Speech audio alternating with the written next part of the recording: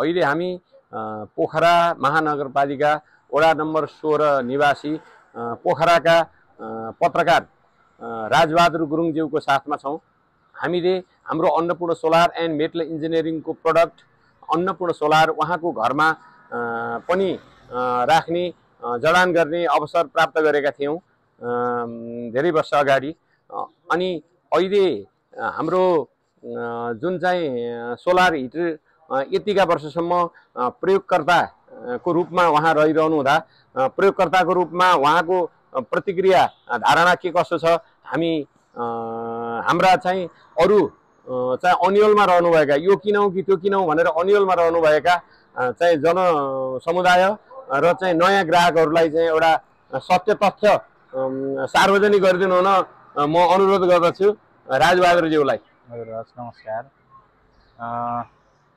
हस्, धन्यवाद। अब अन्नपूर्ण सोलर चाहिँ मैले 2005 मा लिएको थिएँ।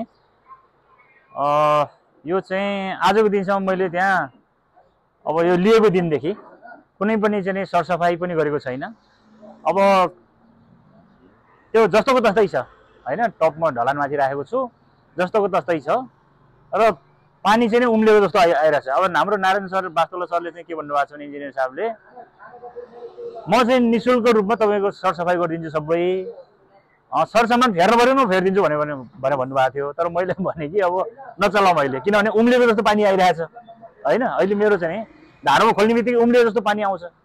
अब फेरि मैले चाहिँ त्यसलाई सरसफाई गरेर भोलि फेरि के कमजोरी हुने कि अथवा भइरहेको चिजलाई किन चाहिँ होइन, चलिरहेको चिजलाई किन चाहिँ चलाउनु पऱ्यो भन्ने मेरो कुरा रह्यो।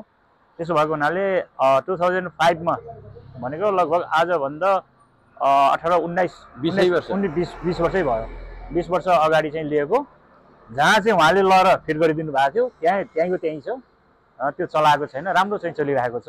अन्नपूर्ण सोलर चाहिँ अब राम्रो छ। मेरो इष्टमित्रहरूमा मेरो चाहिँ दाजुभाइहरूमा मैले धेरैमा पनि चाहिँ अन्नपूर्ण सोलर जडान गरिदिएको छु उहाँलाई चाहिँ भनेर। सस्तो पनि छ, राम्रो पनि छ, किफायती पनि भइ नै हाल्यो, त्यो मैले भनिहालेँ।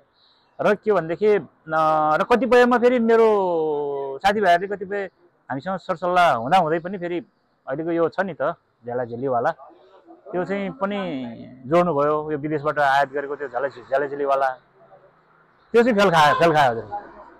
त्यो मैले चाहिँ त्यो कोहीको चाहिँ त्यो गोलोवालाहरू झन् त्यो त झन् धेरै कमजोरी हुँदो रहेछ हजुर है। अब अर्काको त्यसलाई त्यो भन्न मिल्दैन होला हजुर, तर त्यो चाहिँ धेरै कमजोरी लाग्यो। बिग्रियो कुरा भन्न त मिल्यो नि? मिल्यो हजुर। अब मेरो चाहिँ आफन्तकोमा त्यो बिग्रियो, अनि फेरि उहाँहरूलाई पटक पटक भन्दाखेरि पनि त्यति रेस्पोन्स गरेन।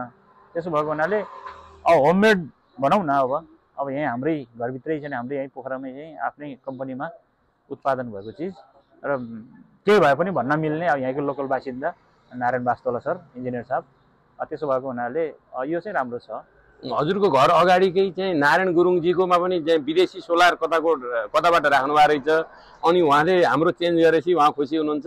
पहिले चाहिँ त्यो चाहिँ अघि हजुरले भन्नुभएको प्रसङ्गलाई मैले यसरी जोडेँ कि सर। हजुर हजुर हो, मेरो सोल्टी हुनुहुन्छ उहाँ हजुर, मेरो चाहिँ फुपूको छोरा उहाँ। ए हजुर। अनि जस उहाँको पनि चाहिँ त्यो राम्रो छ। उहाँ र मेरो कुरा हुन्छ बेला बेलामा हजुर। पानीको प्रसङ्ग, तातो पानीको अब त झन् तातो पानी चाहियो नि त, यो सिजन सुरु भयो, चिसो चाहिँ अब सिजन सुरु भयो, त मान्छे तातो पानी नुहाउनु स्वाभाविक खोज्ने भयो। त्यसो भने यस्तो सिजनमा चाहिँ हामी कुरा गरिहाल्छौँ, कुरा आउँछ, प्रसङ्ग आउँछ, त्यो बेलामा चाहिँ यो चाहिँ राम्रो रहेछ। अरूभन्दा यो वास्तोला अन्नपूर्ण सोलर चाहिँ राम्रो लाग्यो मलाई। Thank you sir. हस्, धन्यवाद। धन्यवाद।